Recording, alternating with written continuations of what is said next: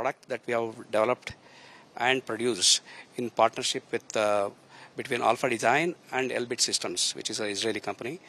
And we have been working on it for about 3 to 5 years now. We have produced a lot of these products together. We have given it to our armed forces. Also, we have exported this product.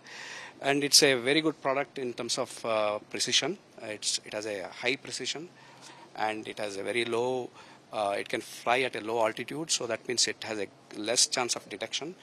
And it's also small, so it has a low radar cross section, so it will not be easy to detect on a radar. So that way it has some very good, nice features, which our COO will talk more. And so that's what we are working on. Sir, this is an indigenous and collaboration with the Israel company. So how did this indigenous drone development has helped growing Alpha Design? Talking about this has been made a part of one of the biggest operations the country has seen. Yeah, no, a really good question. And I think this is one example of how indigenization is helping. And we are a whole host of other products. We are also working on larger male class UAVs, which is at a 1,000 kg class, and this is like a 50 to 100 kg class UAV and a loitering munition. So we have, and we also work on smaller drones, the quad drones. So that way we have a whole range of products in this space. And of course, not only UAS, the unmanned aerial systems, we also work on air defense systems. We work on C4I, which is basically for connected and collaborative warfare. And we also work on simulators for we train our fighter pilots and people who fly our fighter helicopters on these in their becoming pilots there, and also maintain their pilot license. So that way we are in many areas of focus, and and from that perspective, Alpha Design has been in the country for about 20 plus years now.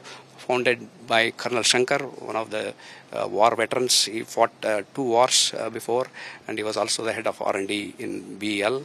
And ever since then, that the company has grown from where it is to now a 1,000 crore company.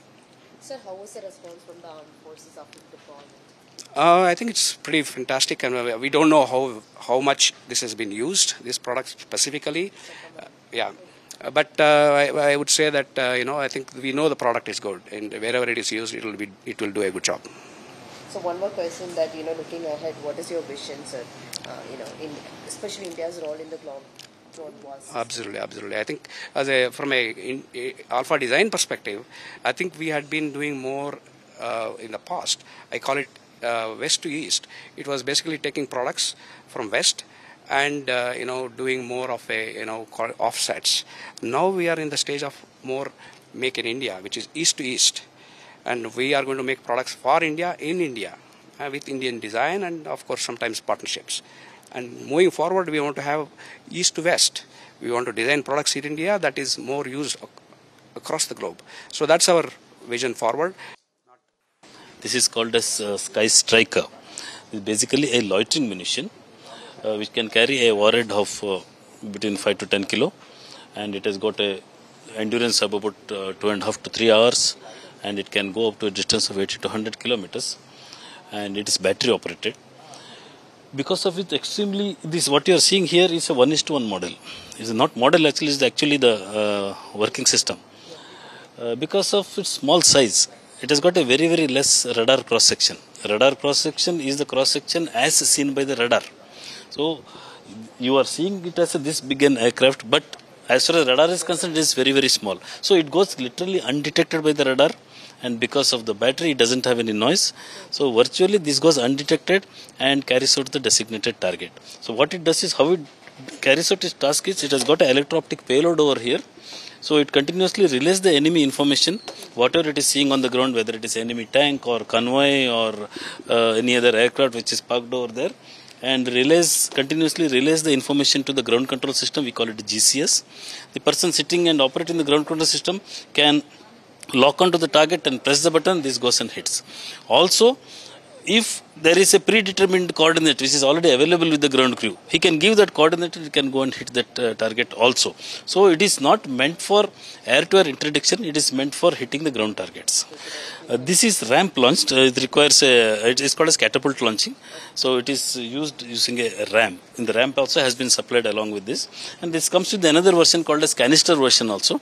So that is also being made ready now, we will be able to supply that also. This has also been called as silent killer. Can you tell us why? Yeah, as I said, silent killer, invisible silent killer, I would like to say. Invisible because of the small cross section, radar cross section. Silent because enemy doesn't even come to know before, he comes to know what hit him from where.